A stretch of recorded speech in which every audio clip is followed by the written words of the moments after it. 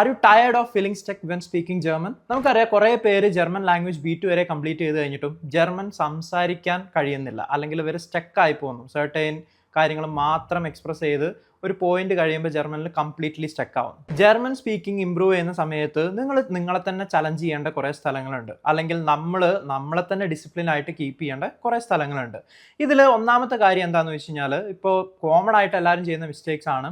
അതായത് German language course enrol ചെയ്യും, എന്നിട്ട് ക്ലാസ് അറ്റൻഡ് ചെയ്യും, അവിടെ വരുന്ന ഗ്രാമർ ടോപ്പിക്സ് അതുപോലെ ടെക്സ്റ്റ് ബുക്സ് ഒക്കെ കറക്റ്റായിട്ട് ഫോളോ അപ്പ് ചെയ്യും.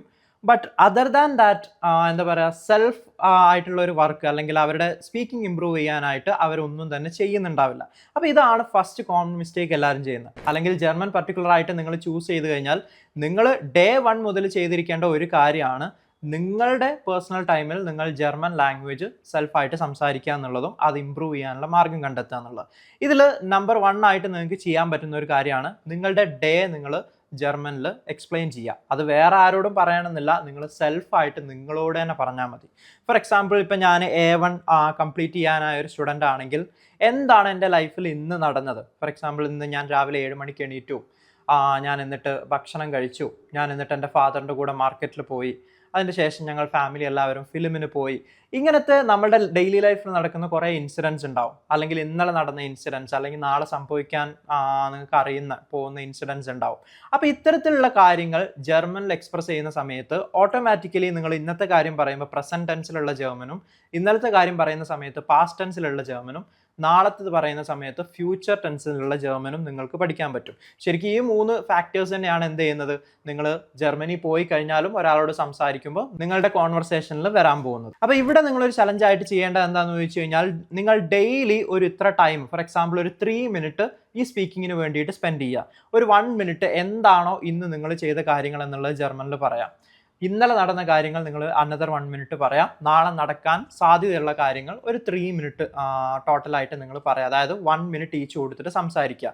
മേ ബി ഇവിടെ നിങ്ങൾക്ക് ചെയ്യാൻ പറ്റുന്ന ഒരു ഇമ്പ്രൂവ്മെന്റ് എന്ന് പറഞ്ഞു കഴിഞ്ഞാൽ, ഇത് നിങ്ങൾക്ക് സെൽഫായിട്ട് റെക്കോർഡ് ചെയ്യാം. എന്നിട്ട് നിങ്ങൾക്ക് എന്ത് ചെയ്യാം, നിങ്ങളുടെ ഫാക്കൽറ്റി അല്ലെങ്കിൽ മെന്റർ വഴി ഇതിൻ്റെ മിസ്റ്റേക്സ് എന്താണെന്ന് അവരോട് എൻക്വയറി ചെയ്യുക. എന്നിട്ട് എന്ത് ചെയ്യുക, അത് നിങ്ങൾ ബെറ്റർ ചെയ്യാൻ നെക്സ്റ്റ് ഡേ നിങ്ങൾ സെയിം കാര്യം റിപ്പീറ്റ് ചെയ്യുന്ന സമയത്ത് ഈ മിസ്റ്റേക്സ് വരാതിരിക്കുന്നുണ്ട് എന്നുള്ളത് ഉറപ്പുവരുത്തുക. സോ ഈ ഒരു ചലഞ്ച് ചെയ്ത് കഴിഞ്ഞാൽ നിങ്ങൾക്ക് ഓട്ടോമാറ്റിക്കലി നിങ്ങളുടെ ലാംഗ്വേജ് ഇമ്പ്രൂവ് ചെയ്യാൻ പറ്റും. സെക്കൻഡ് ആയിട്ട്, ജർമ്മൻ ലാംഗ്വേജ് സംസാരിക്കുന്ന സമയത്ത് എല്ലാവരും വരുത്തുന്ന ഒരു മിസ്റ്റേക്ക് ആണ്, ലാംഗ്വേജ് ഒക്കെ സംസാരിക്കുന്നുണ്ടാവും, പക്ഷെ അതിൽ ഒരു ഇന്ത്യൻ ലാംഗ്വേജിന്റെ ടൂൺ, അല്ലെങ്കിൽ നമ്മളുടെ ഒരു മലയാളം അല്ലെങ്കിൽ ഹിന്ദി ആണെങ്കിൽ ഹിന്ദി, ആ ഒരു ലാംഗ്വേജിൻ്റെ ഒക്കെ ഒരു ടൂൺ ജർമ്മൻ ലാംഗ്വേജിന് വരാറുണ്ട് കുറേ പേര് ജർമ്മൻ സംസാരിക്കുന്ന സമയത്ത്.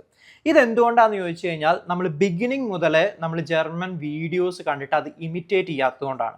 യെസ്, സോ ഇതാണ് നെക്സ്റ്റ് നിങ്ങൾക്ക് ഞാൻ സജസ്റ്റ് ചെയ്യുന്ന ഒരു ടിപ്പ് എന്ന് പറയുന്നത്, നിങ്ങളുടെ ജർമ്മൻ ജേർണി സ്റ്റാർട്ട് ചെയ്യുന്നത് മുതലേ നിങ്ങൾ എന്ത് ചെയ്യണം, ഇമിറ്റേറ്റ് ചെയ്തു തുടങ്ങണം. ഫോർ എക്സാമ്പിൾ, ബേസിക് ആയിട്ടുള്ള കോൺവെർസേഷൻസ് ഒക്കെ ജർമ്മൻസ് സംസാരിക്കുന്നത് പൗസ് ആൻഡ് പ്ലേ, അതായത് ആദ്യത്തെ ഒരു സെൻറ്റൻസ് കേൾക്കുന്നു, എന്നിട്ട് അത് അവർ പറയുന്ന പോലെ തന്നെ നിങ്ങൾ എന്ത് ചെയ്യാൻ നോക്കുക, റിപ്പീറ്റ് ചെയ്യാൻ നോക്കുക. ഇപ്പോൾ ഫോർ എക്സാമ്പിൾ, സിമ്പിളായിട്ട് ഒരാൾ ഗ്രീറ്റ് ചെയ്യുന്ന രീതി, ഇപ്പോൾ 2 ഫ്രണ്ട്സ് കണ്ടുമുട്ടുന്ന സമയത്ത് ഹലോ ഗുട്ടൻ ടാഗ് വി ഗേറ്റ്സ്, ഇത് നമ്മളുടെ നാട്ടിൽ പറയുന്ന സമയത്ത് ഹലോ ഗുട്ടൻ ടാഗ് വി ഗേറ്റ്സ്, ഈ ഒരു ടൂണ് നിങ്ങൾക്ക് കാണാൻ പറ്റും. ഇത് ക്ലാസ്സിലാണെങ്കിലും അല്ലെങ്കിൽ എവിടെയാണെങ്കിലും നിങ്ങൾക്ക് കാണാൻ പറ്റും.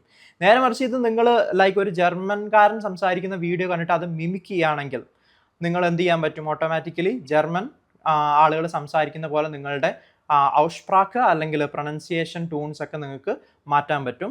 സോ ആ സമയത്ത് നിങ്ങൾക്ക് എന്ത് ചെയ്യാൻ പറ്റും, അവർ നേറ്റീവ് സംസാരിക്കുന്ന പോലെ ഹലോ ഗുട്ടൻ ടാഗ് വി ഗേറ്റ്സ് എന്ന് പറയുന്ന രീതിക്ക് പ്രോപ്പറായിട്ട് എന്ത് ചെയ്യാൻ പറ്റും, നിങ്ങളുടെ ജർമ്മൻ ലാംഗ്വേജ് എക്സ്പ്രസ് ചെയ്യാൻ പറ്റും. സോ ഇത് നിങ്ങളുടെ ലൈഫിൻ്റെ ഒരു ഭാഗമാക്കി മാറ്റുക. നിങ്ങൾ ഡെയിലി ഇത്ര ടൈം ജർമ്മൻ വീഡിയോസ് കാണും, എന്നിട്ട് അത് മിമിക് ചെയ്യും എന്നുള്ളത് ഉറപ്പുവരുത്തുക. ഈ സമയത്ത് നിങ്ങൾക്ക് ജർമ്മൻ ലാംഗ്വേജിന്റെ സ്ലാങ്ങും അതുപോലെ ഔഷ്പ്രാക്കയും ഇമ്പ്രൂവ് ചെയ്യാനായിട്ട് സാധിക്കും. അടുത്തൊരു സ്ട്രഗിൾ ആയിട്ട് എല്ലാവർക്കും ലാംഗ്വേജിൽ കണ്ടുവരുന്നതാണ്, ക്വസ്റ്റ്യൻ ചോദിക്കുന്ന സമയത്ത് ക്വസ്റ്റ്യൻ മനസ്സിലാവും, പക്ഷെ അതിന് റെസ്പോണ്ട് ചെയ്യാൻ കഴിയുന്നുണ്ടാവില്ല. അതെന്തുകൊണ്ടാണെന്ന് വെച്ച് കഴിഞ്ഞാൽ ഒരു ലാക്ക് ഓഫ് പ്രാക്ടീസ് കാരണം. ഇപ്പം ഞാൻ മുകളിൽ പറഞ്ഞ 2 വർക്ക്സും ശരിക്കും ഒരു മോണോലോഗ് കൈൻഡ് ഓഫ് തിങ് ആണ്. അതായത് നിങ്ങൾ നിങ്ങളുടെ ഡെയിലി ലൈഫിൽ നടന്ന കാര്യങ്ങൾ പറയുന്നു, നിങ്ങൾ നിങ്ങളുടെ ലാംഗ്വേജ് ഇമ്പ്രൂവ് ആക്കാനുള്ള കാര്യങ്ങൾ ചെയ്യുന്നു. ബട്ട് നെക്സ്റ്റ് ഒരു ഹർഡിൽ എന്ന് പറയുന്നത്, ഇവിടെ ഒരാളെന്തെങ്കിലും ചോദിച്ചു കഴിഞ്ഞാൽ, ഫോർ എക്സാമ്പിൾ ഇപ്പോൾ ഞാൻ നേരത്തെ പറഞ്ഞ പോലെ വിഗേറ്റ്സ് എന്ന് പറയുന്ന ഒരു ക്വസ്റ്റ്യൻ ചോദിച്ചു കഴിഞ്ഞാൽ അത് ഹൗ ആർ യു എന്നാണ് ചോദിക്കുന്നത് നമുക്ക് മനസ്സിലായിട്ടുണ്ടാവും, പക്ഷേ ഇതിന് എങ്ങനെ റിപ്ലൈ കൊടുക്കണം, അല്ലെങ്കിൽ ആ ഒരു ഫിയർ അല്ലെങ്കിൽ ഇതിന് ഞാൻ റിപ്ലൈ കൊടുക്കണോ, അങ്ങനത്തെ ഒരു ഫിയർ എല്ലാവർക്കും ഉണ്ടാവും. ഇത് എന്തുകൊണ്ടാണെന്ന് വെച്ച് കഴിഞ്ഞാൽ നിങ്ങൾ ലാക്ക് ഓഫ് ഇൻട്രാക്ഷൻ്റെ കാരണമാണ്. അതായത് ജർമ്മനിൽ സംസാരിക്കാനുള്ള നിങ്ങളുടെ ഭയം, അല്ലെങ്കിൽ നിങ്ങൾ അവിടെ എന്ത് ചെയ്യുന്നുണ്ടാവില്ല, പ്രോപ്പറായിട്ട് ഞാനിത് പറഞ്ഞു കഴിഞ്ഞാൽ എന്തെങ്കിലും മിസ്റ്റേക്ക് വരുമോ എന്നൊക്കെയുള്ള നിങ്ങൾക്കൊരു പേടി ഉണ്ടാവും. അപ്പോൾ നിങ്ങൾ മനസ്സിലാക്കേണ്ടത് ആസ് എ ബിഗിനർ അല്ലെങ്കിൽ ജർമ്മൻ പഠിച്ചു തുടങ്ങുന്ന സമയത്ത് നിങ്ങൾ കറക്റ്റായിട്ട് എക്സ്പ്രസ് ചെയ്യുക എന്നുള്ളതല്ല, ജർമ്മൻ സംസാരിക്കുക എന്നുള്ളതാണ് നിങ്ങളുടെ ഫോക്കസ് വരേണ്ടത്. നിങ്ങൾക്ക് അറിയുന്ന രീതിയിൽ ജർമ്മനിൽ റെസ്പോണ്ട് ചെയ്യുക. ഡേ ബൈ ഡേ നിങ്ങളത് ഇമ്പ്രൂവ് ചെയ്യും. ഫോർ എക്സാമ്പിൾ ഇത് നിങ്ങൾക്ക് പ്രാക്ടീസ് ചെയ്യാൻ പറ്റുന്ന എങ്ങനെയാണെന്ന് ചോദിച്ചു കഴിഞ്ഞാലും വിത്ത് ദ ഹെൽപ്പ് ഓഫ് ഡൂലിംഗോ നിങ്ങൾക്ക് എന്ത് ചെയ്യാൻ പറ്റും, അവിടെ സർട്ടൈൻ കോൺവെർസേഷൻസ് വരും, ലൈക്ക് എന്താണ് ഇതിൻ്റെ ആൻസേഴ്സ് എന്ന് പറഞ്ഞിട്ട്. അല്ലെങ്കിൽ നിങ്ങൾക്ക് എന്ത് ചെയ്യാൻ പറ്റും, നിങ്ങളുടെ ക്ലാസ്സിലുള്ള ഒരു ഫ്രണ്ടിനെ തന്നെ പെയറായിട്ട് നിങ്ങൾക്ക് ഒരു ഇത്ര time daily, for example 8 o'clock to 8:15 വരെ ഞങ്ങൾ എന്ത് ചെയ്യും, ജർമ്മനിൽ ചാറ്റ് ചെയ്യും. അപ്പോൾ നിങ്ങൾക്കറിയാം ചാറ്റിംഗ് വരുന്ന സമയത്ത് ഓട്ടോമാറ്റിക്കലി നിങ്ങൾ റെസ്പോണ്ട് ചെയ്യാണ്. ഓക്കെ, അല്ലെങ്കിൽ നിങ്ങൾക്ക് ഓഡിയോ മെസ്സേജ് ആയിട്ട് അയക്കാം. ഫോർ എക്സാമ്പിൾ ഇപ്പോൾ ഞാനും എൻ്റെ ഫ്രണ്ടും ചാറ്റ് ചെയ്യുകയാണെങ്കിൽ, അല്ലെങ്കിൽ ഓഡിയോ കോൺവെർസേഷൻ ചെയ്യുകയാണെങ്കിൽ, ഞാൻ 8 o'clock ആകുമ്പോൾ ആൾക്ക് മെസ്സേജ് അയക്കുകയാണ്, ഹലോ ഗുട്ടൻ ആബൻഡ്. അപ്പോൾ ആൾ തിരിച്ചും എനിക്ക് മെസ്സേജ് ചെയ്യാണ്, ഹലോ ഹെർ ജിഷ്ബിൻ ഗുട്ടൻ ആബൻഡ് വി ഗേറ്റ് എ സീനൻ. അപ്പം ഞാൻ തിരിച്ച് അങ്ങോട്ട് അയക്കുകയാണ്, ഹെർ മാത്യു മിയർ ഗേറ്റ് എസ് ഗുഡ് und ihnen. അപ്പോൾ ആൾ തിരിച്ചെന്ത് ചെയ്യും, എനിക്ക് റെസ്പോണ്ട് ചെയ്യും, മിയർ ഗേറ്റ് എസ് auch gut haben sie Abendessen gegessen, അല്ലെങ്കിൽ haben sie Abend gegessen, നിങ്ങൾ ഡിന്നർ കഴിച്ചോ. അപ്പോൾ നമ്മൾ ഡെയിലി ലൈഫിൽ നടത്തുന്ന കോൺവെർസേഷൻസ് ആണ് ഇതൊക്കെ. നിങ്ങൾ ഭക്ഷണം കഴിച്ചോ, നിങ്ങളിപ്പോൾ വീട്ടിലാണോ, ഇങ്ങനത്തെ കാര്യങ്ങളൊക്കെ. അപ്പോൾ ഇത് നിങ്ങൾ എന്ത് ചെയ്യുക, നിങ്ങളുടെ ഒരു ലൈഫിൻ്റെ പാർട്ടാക്കിയിട്ട് മാറ്റുക. ഒരു ഇത്ര ടൈം നിങ്ങളുടെ പെയറായിട്ട്, അല്ലെങ്കിൽ അറ്റ്ലീസ്റ്റ് നിങ്ങൾക്ക് ഇപ്പോൾ അറിയാലോ, നിങ്ങൾക്ക് ടെക്നോളജിയൊക്കെ ഉണ്ട്, AI യൂസ് ചെയ്തിട്ട് നിങ്ങൾക്ക് സംസാരിക്കാം. അപ്പോൾ ഇത് നിങ്ങൾ എന്ത് ചെയ്യുക, അവിടെ നിങ്ങൾ ആ ഫിയർ ബ്രേക്ക് ചെയ്യണം. അതായത് ഞാൻ പറഞ്ഞ് മിസ്റ്റേക്ക് ആണോ എന്നുള്ള ഫിയർ നിങ്ങൾ മാറ്റുക. മിസ്റ്റേക്ക് ആണെങ്കിൽ എന്ത് ചെയ്യുക, with the help of your faculty, mentor, അല്ലെങ്കിൽ ടെക്നോളജി വെച്ചിട്ട് ഓക്കെ ഇത് മിസ്റ്റേക്ക് ആണ്, ഇത് ഞാൻ എന്ത് ചെയ്യരുത് ഇവിടെ, ഞാൻ എന്ത് ചെയ്യണം, ഇങ്ങനെയാണ് പറയേണ്ടതെന്നുള്ളത് നെക്സ്റ്റ് ഡേ നിങ്ങൾ കോൺവെർസേഷൻ ചെയ്യുമ്പോൾ അത് അവിടെ മാറ്റുക. അപ്പോൾ ഇത് ചെയ്യുന്ന വഴി നിങ്ങൾക്ക് എന്ത് ചെയ്യാൻ പറ്റും, ഒരാൾ അല്ലെങ്കിൽ ഒരു ജർമ്മൻകാരൻ മുന്നിൽ വന്നിട്ട് എന്തെങ്കിലും ക്വസ്റ്റ്യൻ ചോദിക്കുന്ന സമയത്ത് നിങ്ങൾക്ക് ആ ഒരു പേടി ഉണ്ടാവില്ല ഇതിനെ റെസ്പോണ്ട് ചെയ്യാൻ. സോ ഇത് ചെയ്യുന്ന വഴി നിങ്ങൾക്ക് ആ ഫിയർ കംപ്ലീറ്റ്ലി അവോയ്ഡ് ചെയ്യാനായിട്ട് പറ്റും. ഈ ഒരു ഫിയർ മാറ്റുന്നതിൻ്റെ ഭാഗമായിട്ട് നിങ്ങൾക്ക് ചെയ്യാൻ പറ്റുന്ന എന്താണെന്ന് ചോദിച്ചു കഴിഞ്ഞാൽ, നിങ്ങൾ സ്റ്റാർട്ടിങ്ങിൽ ഇപ്പോൾ ജർമ്മൻ ലാംഗ്വേജ് സീരീസ് സ്റ്റാർട്ട് ചെയ്യുന്ന സമയത്ത്, അല്ലെങ്കിൽ ജർമ്മൻ ലാംഗ്വേജ് ലേണിംഗ് സ്റ്റാർട്ട് ചെയ്യുന്ന സമയത്ത് നിങ്ങൾ മെയിൻലി പഠിക്കുന്നത് ഒരു ഫസ്റ്റ് 10 days ഉള്ളിലൊക്കെ പേഴ്സണൽ പ്രൊണോമൻസ് ആയിരിക്കും. zum Beispiel ich, du, er, sie, es, wir, ihr, sie, sie എന്നൊക്കെ പറയുന്ന സബ്ജക്ട്സ് മാത്രമായിരിക്കും പഠിക്കുന്നത്. ആൻഡ് സെൻറ്റൻസ് ഫോർമേഷൻ്റെ ഒരു ഐഡിയ നിങ്ങൾ പഠിക്കുന്നുണ്ടാവും. അതായത് സബ്ജക്റ്റ് ഓർഡർ, നോമിനാറ്റീവ് ഫസ്റ്റ് പൊസിഷനിൽ വരണം, വേർബ് സെക്കൻഡ് വരണം എന്നുള്ള. അതായത് ജർമ്മനിലൊരു അൾട്ടിമേറ്റ് റൂളാണ് verb should be in second position എന്ന് പറയുന്നത്. അപ്പോൾ ഇങ്ങനത്തെ കാര്യങ്ങൾ നിങ്ങൾ പഠിച്ചു കഴിഞ്ഞാൽ ആ ഒരു 10 days തന്നെ നിങ്ങൾ ജർമ്മൻ എങ്ങനെ സംസാരിച്ച് തുടങ്ങണം എന്നുള്ളൊരു ടിപ്പ് കൂടെ പറഞ്ഞുതരാം. ഫോർ എക്സാമ്പിൾ നിങ്ങളുടെ ഡെയിലി ലൈഫിൽ നടക്കുന്ന കാര്യമാണ്, ഞാൻ 7 മണിക്ക് എണീറ്റു, ഞാൻ ബ്രഷ് ചെയ്തു, ഞാൻ ഭക്ഷണം കഴിച്ചു, ഞാൻ എൻ്റെ ഫാമിലിയുടെ കൂടെ പുറത്തു പോയി, ഇങ്ങനത്തെ കുറച്ച് കാര്യങ്ങൾ. ഇത് നിങ്ങൾക്ക് അറിയുന്ന ജർമ്മനും പിന്നെ ബാക്കിയുള്ള മലയാളവും വെച്ചിട്ട് നിങ്ങൾ കണക്ട് ചെയ്യണം. അതായത് ഒരു കോമ്പിനേഷനായിട്ട്. കാരണം അത്ര ജർമ്മനെ നിങ്ങൾക്ക് ഇപ്പോൾ അറിയുള്ളൂ, ബാക്കിയുള്ളതൊക്കെ മലയാളത്തിൽ നിങ്ങൾക്ക് അറിയാം. പക്ഷെ അത് ജർമ്മൻ സെൻറ്റൻസ് ഓർഡറിൽ പറയണം. ഫോർ എക്സാമ്പിൾ ഇപ്പം ഞാൻ 7 മണിക്ക് എണീക്കുന്നു എന്ന് പറയുന്ന സെൻറ്റൻസ് നിങ്ങൾ ജർമ്മനിൽ പറയുമ്പോൾ ഞാൻ എന്നുള്ള വാക്ക് ഓൾറെഡി നിങ്ങൾ ഫസ്റ്റ് 10 days പഠിക്കും, ദാറ്റ് ഈസ് എഷ്. പിന്നെ നിങ്ങൾക്ക് അറിയാം ജർമ്മനിൽ വരുന്ന സമയത്ത് എണീക്കുന്നു എന്ന് പറയുന്ന വെർബാണ് സെക്കൻഡ് വരേണ്ടത്. സോ നിങ്ങൾ എന്ത് ചെയ്യണം, ഇത് പ്രാക്ടീസ് ചെയ്യുന്ന സമയത്ത് എഷ് എണീക്കുന്നു 7 മണിക്ക്, ഓക്കെ. അല്ലെങ്കിൽ 7 എന്നുള്ള ഡിജിറ്റ് അറിയാമെങ്കിൽ എന്ത് ചെയ്യാം, എഷ് എണീക്കുന്നു സീബൻ ഉവർ, അല്ലെങ്കിൽ എഷ് എണീക്കുന്നു സീബൻ മണിക്ക് എന്ന് പറഞ്ഞിട്ട്. അതായത് നിങ്ങൾക്ക് അറിയാവുന്ന ജർമ്മനും ബാക്കിയുള്ളത് മലയാളം വെച്ചിട്ട് നിങ്ങൾ എന്ത് ചെയ്യാൻ നോക്കുക, പറയാൻ നോക്കുക. അപ്പോൾ ഈ സമയത്ത് നിങ്ങൾക്ക് ജർമ്മൻ്റെ വേർഡ് ഓർഡർ എന്താണെന്ന് മനസ്സിലാക്കാനും പറ്റും. നിങ്ങൾക്ക് ഓൾറെഡി പഠിച്ച, അതായത് പേഴ്സണൽ പ്രൊണോമൻസ് ആണെങ്കിലും നമ്പേഴ്സ് ആണെങ്കിലും നിങ്ങൾ ഇങ്ങനെ കൂടുതൽ റിപ്പീറ്റ് ചെയ്യുന്ന സമയത്ത് അത് നിങ്ങളുടെ മനസ്സിൽ, അല്ലെങ്കിൽ എന്താ പറയുക, ലാംഗ്വേജ് ലേണിങ്ങിൻ്റെ ഇമ്പ്രൂവ്മെൻറ്റ് പാർട്ടിൽ ഭയങ്കര ഒരു റോളായിട്ട് പ്ലേ ചെയ്യും. അപ്പോൾ ഈ ഒരു കാര്യം കൂടെ ചെയ്യുകയാണെങ്കിൽ നിങ്ങളത് ചെയ്ത് നോക്കിക്കഴിഞ്ഞാൽ നിങ്ങൾക്ക് മനസ്സിലാവും, ഭയങ്കര ഇമ്പ്രൂവ്മെൻറ്റ് ഉണ്ടാവും. ഫർദർ കാര്യങ്ങൾ പഠിക്കുന്ന സമയത്ത് ടൈം ഇങ്ങനെ പറയുന്ന സമയത്ത് നിങ്ങൾ ജസ്റ്റ് ചേഞ്ച് ചെയ്യേണ്ട എത്രയേ ഉള്ളൂ. എഷ് എണീക്കുന്നു സീബനുവർ വരെ നിങ്ങൾ പഠിക്കും. കുറച്ചുകൂടെ കഴിയുമ്പോൾ ഈ എണീക്കുന്നു എന്നുള്ള വെർബ് പഠിക്കുന്ന സമയത്ത് എഷ് വാഖ സീബനുവർ ഓഫ്, ഈ ഒരു രീതിക്ക് നിങ്ങൾ സെൻറ്റൻസ് ഫോം ചെയ്ത് തുടങ്ങും. അപ്പം നിങ്ങൾക്ക് തന്നെ ഒരു സെൻറ്റൻസിൽ നിങ്ങൾക്ക് വരുന്ന ഇമ്പ്രൂവ്മെൻറ്റ് കണ്ടെത്താനായിട്ട് സാധിക്കും. അടുത്ത നിങ്ങൾക്ക് ഇമ്പ്രൂവ് ചെയ്യാനായിട്ട് ചെയ്യാൻ പറ്റുന്ന ഒരു കാര്യം എന്ന് പറഞ്ഞു കഴിഞ്ഞാൽ, നിങ്ങളുടെ ചുറ്റും കുറേ ഒബ്ജക്ട്സ് ഉണ്ട്.